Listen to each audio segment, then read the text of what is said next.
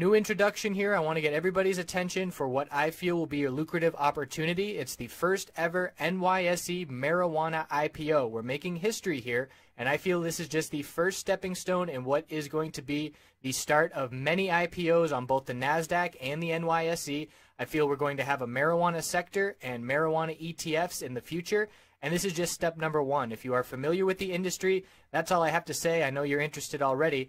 If this is new to you, this is going to be, in my opinion, the greatest financial opportunity in our lifetimes. This has never happened before. We have an established tens of billions dollar industry that the floodgates are going to open. It's becoming more and more legitimate legally, and this is just step number one. So Innovative Industrial Properties is the company. The ticker is IIPR. It is a real estate REIT that invests in medical marijuana facilities.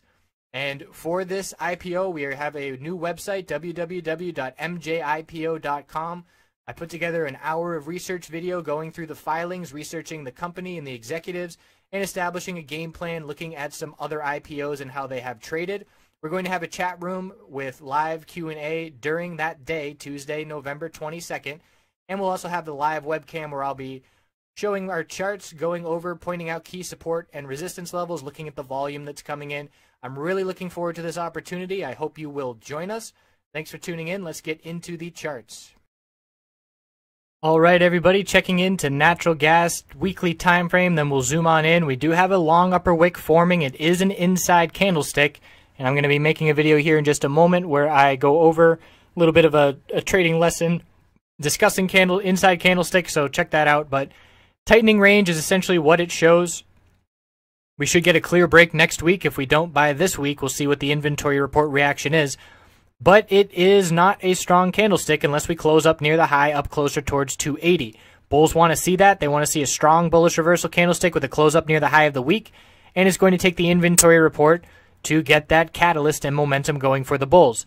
So we see that bullish day yesterday with some follow through first thing, but that follow through was erased, and we are still forming just another lower high in this pattern, where we see lower high, short-term bounce, cool off the technicals, lower high.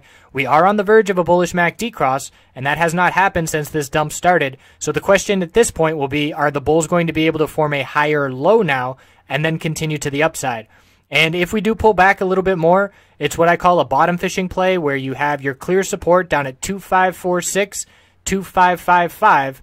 And if we do pull back into the mid-260s, if you were to make a bullish entry, it would be very clear when to exit if those lows and those supports were to break. But that's getting a little ahead of ourselves. Let's see how much pullback we get tomorrow, if any at all.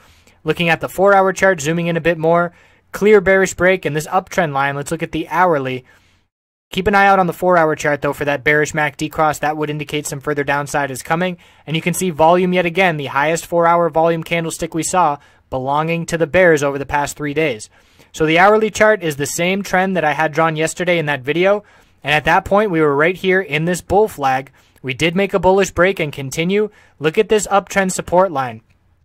I drew it from the real body low of the candlestick, hit this real body low of the candlestick. It ended up hitting that one along the way, and then we bounced off of it 1, 2, 3, 4 candlesticks in a row, barely holding on. As soon as that was lost, it was an all-out dump for 3 hours, seeing the price go from essentially 280 all the way down to 270, 10-cent drop in 3 hours. So now we're consolidating, and we have multiple inside candlesticks forming, tightening range. This could be a potential bear flag again, with support and resistance lines parallel, although actually it's more of a pennant. And we could zoom in and see that more clearly. Let's do that. Let's look at the 15-minute time frame at this pennant. And let's go into the 5-minute to get it a little bit more drawn out. So obviously those lines are not good looking at the 5-minute. But here we can draw a clear pennant where we have the low of the real body candlesticks. And looks like we're breaking bearish now that we have zoomed in and can see it a little bit better. That would be the pennant. Put that bottom line right there, and we have broken bearish out of it. And now we're going to back test it, and we'll see if we head back down to the lows down at 2695 after breaking that pattern. So let's get some levels heading into tomorrow, support and resistance. Looking at the low of this dump, 2694 as a key support. Looking at the high of this bounce attempt as resistance, 2718, and then looking up at 2737. So the bulls want to maintain some higher lows and work on fixing this uptrend after that dump. We do still have a bunch of support of higher lows to look at from previous days, a couple days ago. But obviously, this is not the reaction that the bulls want to see, big bear volume dumping. So we'll see how tomorrow shapes up. And again, it's all about the weekly chart. Need that strong bullish reversal candlestick on the weekly with a close up closer towards 80, or 280, I should say. So we'll check back in tomorrow. I appreciate you watching. Chart Guys James has been watching, and he feels there's some correlation with natural gas being a little bit of a lead indicator for oil. So we'll see if that ends up being the case. Oil is very bullish heading into tomorrow. Let's see if oil pulls back with some significant downside. Then that would be the case following natural gas. And that's just a theory in work. It's all about recognizing potential patterns and then back testing them, seeing correlations, watching how things play out. And we'll see if this amounts to anything over the next few days. I appreciate you watching, and I'll see you tomorrow.